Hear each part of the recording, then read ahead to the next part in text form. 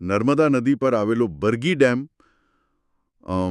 ગુરુવારે એકદમ સામાન્ય દિવસ હતો અને અચાનક જ એક ક્રૂઝ બોટ પલટી જાય છે. આજની આ ઊંડાણપૂર્વક ચર્ચામાં આપણી પાસે કેટલાક ગ્રાઉન્ડ રિપોર્ટ્સ અને બચાવ કામગીરીના આંકડાઓ છે. આપણો ઉદ્દેશ્ય માત્ર આ દુર્ઘટનાના તથ્ય જાણવાનું જ નથી, પણ જ્યારે આપણે કોઈ હોનારતના સમાચારમાં માત્ર મૃત્યુઆંક વાંચીએ છીએ ત્યારે શું આપણે ખરેખર તે દુર્ઘટનાની ભયાનકતાનો અંદાજ લગાવી શકીએ છીએ ખરા? બિલકુલ સાચી વાત છે. એટલે આ આખી ઘટનાની વિગતો ખરેખર હચમચાવી દેવી એવી છે. શુક્રવારે મતલબ કે 1 મે 2026ના રોજ બચાવકર્તાઓએ જળાશયમાંથી વધુ 5 લોકોના મૃતદેહ બહાર કાઢ્યા. ઓહ, એટલે કુલ આંકડો હવે 9 પર પહોંચી ગયો છે, ખરું ને? હા, કુલ મૃત્યુઆંક 9 થઈ ગયો છે. અને શરૂઆતના રિપોર્ટ્સ જોતા એવું લાગતું નહોતું કે આટલી મોટી ખુવારી થઈ હશે. મને જ પ્રશ્ન થાય છે કે આજના સમયમાં, એટલે કે જ્યારે આપણી પાસે આટલી આધુનિક ટેકનોલોજી છે, ડ્રોન છે, સોનાર સિસ્ટમ્સ છે, તો પછી આ મૃતદેહો શોધવામાં આખો દિવસ કેમ લાગી ગયો? પહેલા 4, પછી બીજા 5? હા, હું સમજુ છું તમારો પ્રશ્ન. એટલે શું શરૂઆતના રિપોર્ટ્સમાં માહિતીનો કોઈ અભાવ હોય છે કે પછી તંત્રને ખ્યાલ જ નથી આવતો કે અંદર કેટલા લોકો ફસાયા છે? આમાં માહિતી છુપાવવા કે ન જાણવાની વાત નથી. આપણને કદાચ એવું લાગે કે આ કોઈ સ્વિમિંગ પૂલ છે, પણ જુઓ, ડેમનું પાણી તદ્દન અલગ રીતે કામ કરે છે. જ્યારે આટલી મોટી ક્રૂઝ બોટ પલટી ખાય ત્યારે સપાટી પર માત્ર એ જ લોકો દેખાય છે જેઓ તરી રહ્યા છે કે બચી ગયા છે.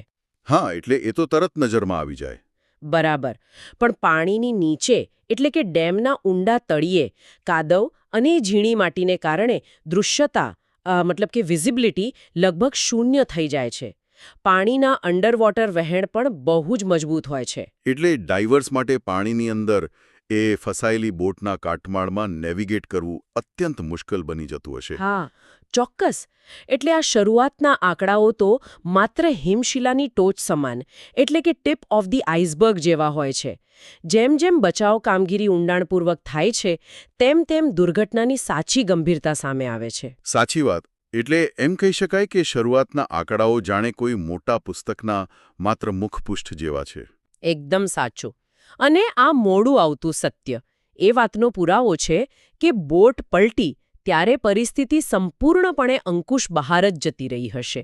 બોટ એટલી ઝડપથી પાણીમાં ગરકાવ થઈ ગઈ હશે કે મુસાફરોને બહાર નીકળવાનો કોઈ સમય જ નહીં મળ્યો હોય. જ્યારે બચાવ કામગીરી આટલી જ જટિલ અને ધીમી હોય ત્યારે એ વિચાર જ કંપારી છોડાવી દે છે કે અંદર ફસાયેલા લોકોની આખરી ક્ષણો કેટલી ભયાનક રહી હશે. મેં સાંભળ્યું છે કે આ મૃતદેહોની ઓળખ થવાની શરૂઆત થઈ ગઈ છે. તેમાં કોઈ ચોક્કસ માહિતી સામે આવી છે? હા, એક ખૂબ જ હૃદયદ્રાવક વિગત સામે આવી છે. શુક્રવારે સવારે ડાયવર્સને એક માતા અને તેના 4 વર્ષના પુત્રના મૃતદેહ મળ્યા. ઓ ભગવાન! હા, અને બચાવકર્તાઓના જણાવ્યા અનુસાર જ્યારે તેમને બહાર કાઢવામાં આવ્યા ત્યારે માતાએ પોતાના બાળકને પોતાની છાતી સાથે જોરથી ચીંટી રાખ્યો હતો. ડૂબતી વખતે આ એનો અંતિમ પ્રયાસ હતો. આ સાંભળીને ખરેખર અરેરાટી વ્યાપી જાય છે. એટલે આ માત્ર એક અકસ્માતનો ડેટા નથી રહ્યો હવે. આ દર્શાવે છે કે જ્યારે બોટમાં પાણી ભરાઈ રહ્યું હશે, અંધારું થવા લાગ્યું હશે, ત્યારે માતાએ પોતાના જીવની પરવા કર્યા વગર છેલ્લી સેકન્ડ સુધી બાળકને બચાવવા કેવો મરણીયો પ્રયાસ કર્યો હશે. બિલકુલ. માનવીય અંતઃપ્રેરણા અને નિસ્વાર્થ પ્રેમનું આનાથી કરુણ ઉદાહરણ બીજું શું હોઈ શકે? શું આ પ્રકારની વિગતો જ કોઈ સામાન્ય સમાચારને આપણા હૃદયમાં કાયમ માટે બેસાડી દે છે? હું તમારી વાત સાથે સંપૂર્ણ સહેમત છું. સામાન્ય રીતે માનવ મન માત્ર મોટા આંકડાઓ સાથે જલ્દી જોડાઈ નથી શકતું. 9 લોકોના મૃત્યુનો આંકડો કદાચ માત્ર એક સમાચાર બનીને રહી જાય. હા, આપણે રોજ આવા ન્યૂઝ વાંચતા જોઈએ છીએ અને ભૂલી જઈએ છીએ. બરાબર. પણ એક માતા અને બાળકના આ અંતિમ સંઘર્ષની વાત નર્મદા નદીના એ ભયાનક સમયને આપણા મગજમાં એકદમ જીવંત કરી દે છે. આ વિગત આપણને એ વિચારવા મજબૂર કરે છે કે આ કાયમ માટે છિન્ન ભિન્ન થઈ ગયેલા પરિવારોની વાર્તા છે.